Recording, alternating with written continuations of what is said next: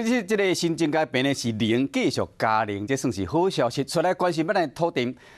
今年顶半年，台湾拄到严重的空污，这咱知影，唔啦影响到民众的生活。水利署嘛发现讲，今年森林地盘下陷的面积比去年增加将近5倍。 将近5倍，这包括伫森林土库、原种这所在呢，也有北港、东势等等所在拢真严重。2017年这下陷398平方公里，到今年5月份已经扩大到502平方公里，推测。 判断应该是可化进行可化造成的，因若可化的是咱乡亲会超抽地下水，至少讲地盘下陷面积扩大。森林馆长张立新表示讲，未来重要课题即包括要安怎增加地下水的补水量，减少抽用这个地下水。啊，这个专家李宏源是提醒讲，这个地下水爱开源节流，配合政策加以管理，差不多兼顾到这个森林用水甲高铁的行车安全。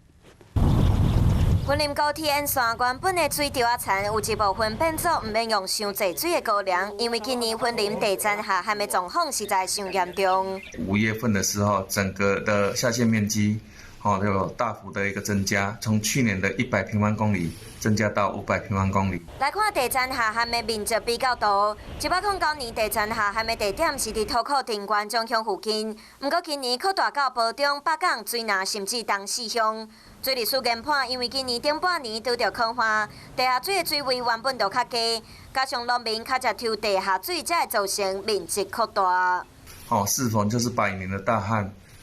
地层下陷的一个情形比较严重，主要是因为在汛期的水来不及补助。 虽然伫9月了后，下陷的面积减少到400平方公里，不过整体来讲，无论是范围或者是面积，拢比去年严重。所以，和县府水利署讨论了后，嘛每项高铁农民改进高粱，减少灌溉用水，避免因为下陷影响到通车的安全，有用河水或者是人工污护地下水卫生。